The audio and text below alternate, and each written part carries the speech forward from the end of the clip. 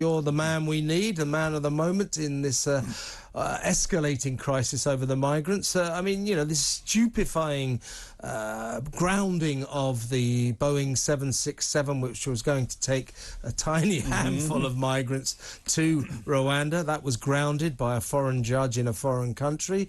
So we're not a sovereign state. In the end, the big decisions about this country are made in Strasbourg. Remember that, folks. But as we speak, Henry, hundreds of them are coming across, still in dinghies, risking their lives. What can we do to stop them? Well, the first thing, Kevin, you just pointed out, this is a very timely reminder that we're still subordinate to a justice system that is outside this country. And, you know, the government's obviously now focused on that because the public relations element of this flight having been stopped by a foreign court is quite shocking given the whole Brexit context. That's slightly aside from borders and so on and immigration. But this flight, 7 people were on it. It came down to 7 people. Compare that with 148, I believe it is, that have landed already in the last 24 hours, having come across the channel. I mean, you know, even if we had a flight a day with 7 on, obviously there's going to be a lot of catching up. It is simply not, at the moment, effective, nor is it financially viable, in my view. And the most important aspect of it, though, for me, from a border control / immigration point of view, is it is not going to impact the numbers. The Home Office keeps talking about disrupting the business model of the people smugglers. This will not do it. The people smugglers are still socialising with the immigrants that they can get across this way, that they will be accepted into the UK. The reality doesn't matter. If those people get on those dinghies or indeed are in the route on the way to the UK, they're kind of trapped in it and they will continue to come. So, you know, the way to disrupt this is not only to dissuade or deter the migrants from embarking on that journey in the first place, but it's also to go after the criminals involved in this as well. So we've got to disrupt their business model. We've got to up the risk for those criminals too. And I think the third thing, and I keep banging on about this, Kevin, is that this nation does not have a comprehensive cross-government national border strategy. We have about 8 different agencies with boats at sea in the Channel, all working to different ministries, all working according to their own plans and strategies. There is no overarching framework in this country. Albania has such a thing. The poorest country in the Northern Hemisphere, Tajikistan, has such a thing. Montenegro has one. You know, all these countries all around the world have got these strategies. We don't have one. Compare that with the US Coast Guard, for example, where you've got all of these functions, fisheries protection, immigration, counter-narcotics, etc., all coming under one agency, the US Coast Guard. And it works. Here it does not function. We've got a problem in government. What I've always said is, you know, I'm all on board to demonise and condemn the people smugglers in the strongest possible terms. These people are evil, and the more of them we can catch and subject to extremely long prison sentences, the better. Indeed. But there tends to be this tendency to say, oh, these poor migrants, you know, they're just being manipulated by these evil people smugglers. Well, that's not quite an accurate depiction of reality. The reality is, yes, these people smugglers are awful people. They are evil.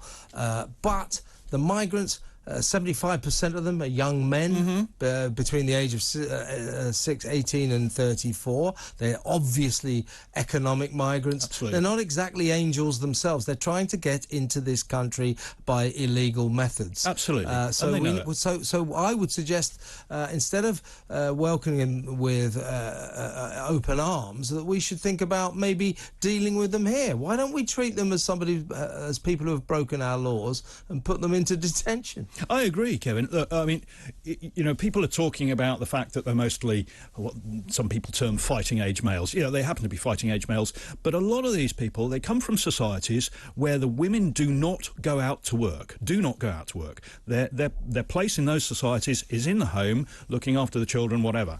And the men go out to work. That's why these are single men coming over. They are coming over to earn money to send home. They are economic migrants who cannot get in here on a legal work permit or any other means. So they are coming in via or bypassing border controls and then claiming asylum, because that's what they've been briefed to do. Our laws and our procedures within the Home Office simply do not allow us to deal with that, because politically nobody will recognise the fact that these people are economic migrants. My argument is that we should hold them, I've said many times, on a large, there are various models of this around the world, large barge, for example, there's one off New York, where we can accommodate up to 3,000 in each one of these barges, do an assessment, initial screening, their health, welfare and so on, but also whether or not they are economic migrants or whether they are actually asylum seekers. And we need to do that sift before we actually take them in board of immigration controls, and we need to then return them. That requires diplomatic work, yes, but again, people have got this wrong. Part of the reason we left the European Union was to take back control of our borders. France is still in the European Union, so why is the Home Office working with the European Union? We need to play hardball with the European Union, not France. There's a whole raft of things. Good point. And can I just say, Henry, that in Australia, where they cured their problems by putting all the migrants on an island and telling them that since you tried to get into our country without documents, you're going straight back to where you came from. They never said, as we did, oh, they're asylum seekers and therefore they're not breaking laws. Our Crown Prosecution Service announced that for the life of it couldn't see what laws are being broken. These are people turning up on our beaches by an illegal vehicle, these dinghies, without documents. I would say lots of laws are being broken there. And you know what they call them in Australia?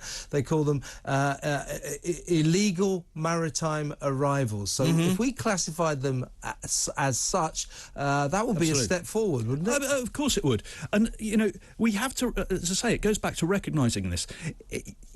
What they're able to do, they come in for whatever nefarious reason they want, or to simply exploit our economy because they're not able to do it legally any other way, by simply saying, I'm an asylum seeker. That's like being a burglar and saying, but I'm innocent. Yeah.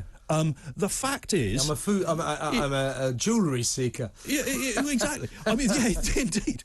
That we have got to change our mindset on this. Yes, we absolutely have. It is ridiculous to say that these people are fleeing for their lives from France. Utterly ridiculous. I agree. Yes, of course. There's last time I looked, there's not much war and torture in France, and we need to recognise that politically and legally as well. Last point, Henry. We're running out of time, but we have gifted these people, these migrants, with such a sense of entitlement. We're now hearing quotes of them saying, well, we'll carry on coming across, and if you try and put us on a flight to Rwanda, we will simply refuse to board that aeroplane. I mean, that's what's going on there. Another indication that, well, after the judge in Strasbourg overruled our government, that our government is not in charge. Well, stick them in a detention centre then instead until they change their mind and say, OK, I will get on that flight to Rwanda. We've got to play hardball with these people because they are simply trying to exploit our goodwill, our liberal